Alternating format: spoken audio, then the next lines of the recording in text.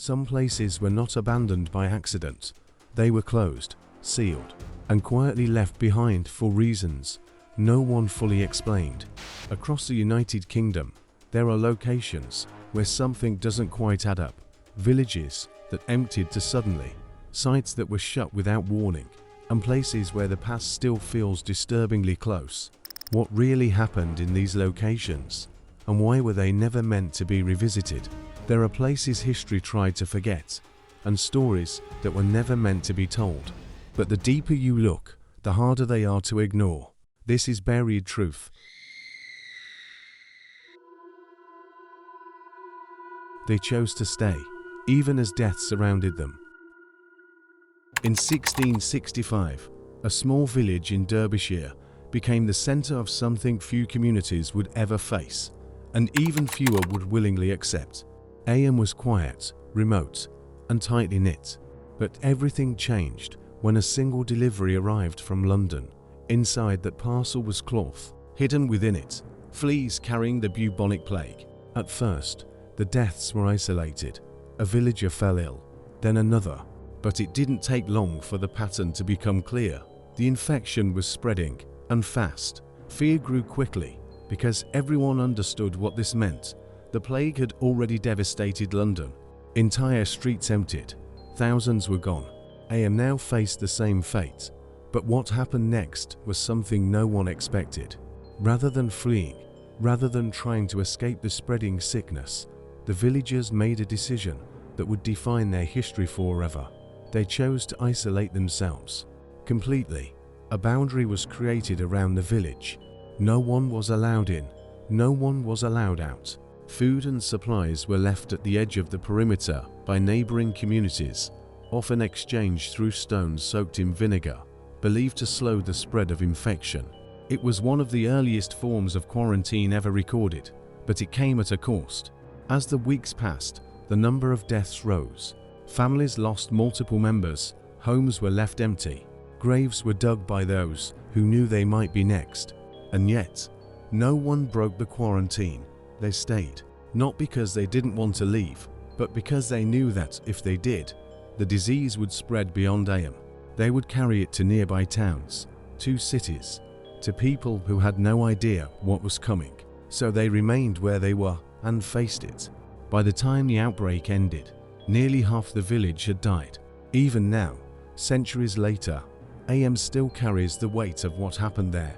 You can still find isolated graves scattered across the fields, placed far from the village centre, where families buried their own to avoid contact with others. There's a silence to the place that feels different, not empty, but heavy, as if something still lingers in the memory of what those people endured. Because this wasn't just a tragedy, it was a decision, and one that raises a question that still feels uncomfortable to answer. Would anyone make that same choice today? But Am was not the only place in the United Kingdom where something was contained, controlled, and quietly left behind. In fact, the next location wasn't a village at all. It was a remote site, far from civilization, where something far more deliberate was taking place, and very little of it was ever explained. The remote site where explosions echoed, but no one was told why. Far from any major city, deep within the isolated landscape of northern England, there is a place most people have never heard of, and even fewer truly understand. RAF Spadedham doesn't look like much at first glance. Vast stretches of empty land, broken structures, and the remains of installations that no longer serve their original purpose. But during the Cold War, this remote location became the center of something far more significant and far more secretive. This was not an ordinary military base. It was used for testing, not just equipment, but weapons systems, including early missile technology, the kind designed not just for defense, but for something much larger. The isolation of Spadedham wasn't accidental. It was chosen specifically because it was far enough away from populated areas. Whatever happened there, it needed space, and more importantly, it needed distance from public attention. Throughout the years, Loud detonations could reportedly be heard across the surrounding countryside. Not constant, but frequent enough to raise questions. And yet, very few answers were ever given. What exactly was being tested there? Officially, information was limited, controlled, carefully released, if at all. But the scale of the site and the infrastructure that still remains suggests something far beyond routine military activity. Even now, parts of Spadedum are restricted, access is limited, and despite the passage of time, there are still aspects of its operation that remain unclear. It's not just the secrecy that makes the place unsettling, it's the feeling that whatever was happening there wasn't meant to be fully understood by the public. Standing there today, surrounded by empty land and decaying structures, it's difficult to ignore the sense that something significant once took place, something powerful enough to be hidden in plain sight. Because places like this are not abandoned without reason, they are left behind. Because whatever happened there has already served its purpose, or because it was never meant to be questioned in the first place. And yet, Spadedum is not the only place in the United Kingdom where silence seems to cover something unexplained. The next location feels very different. Older, quieter, but in some ways, far more unsettling. Because this time, it isn't a remote test site.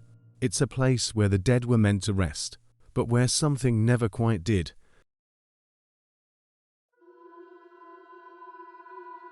The cemetery they tried to close, after something disturbed the silence. In North London, hidden behind overgrown paths and towering Victorian architecture, lies a cemetery that feels untouched by time, but not in a peaceful way.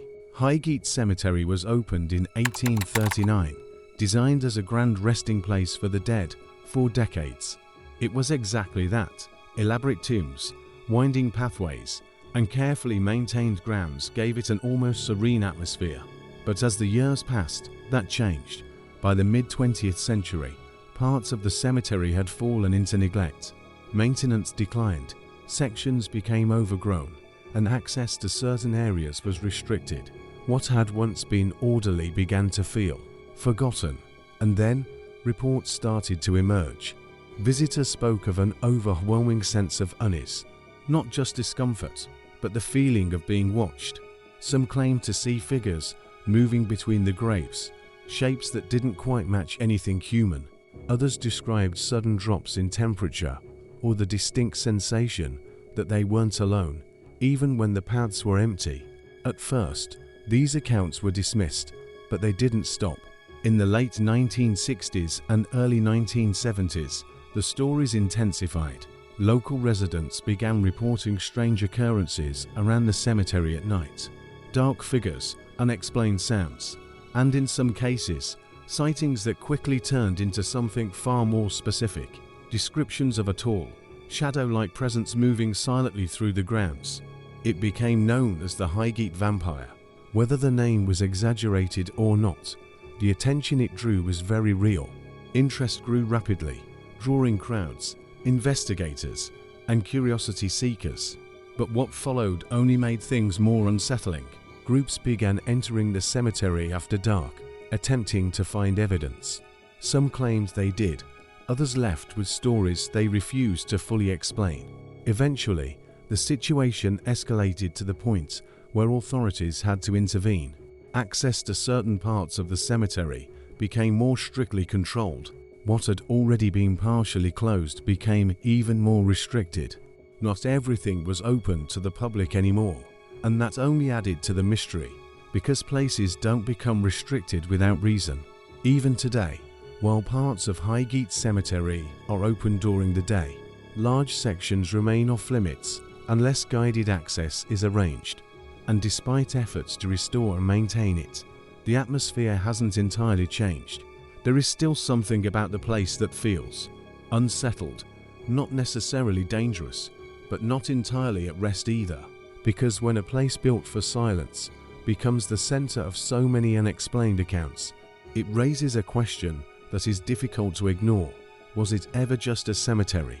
Or did something else begin there, once it was left alone? And if that feels unsettling, the next and final location takes a very different turn, because this time, the mystery isn't hidden in the open. It was built to be hidden, and it remained that way for decades, buried beneath something no one would ever think to question.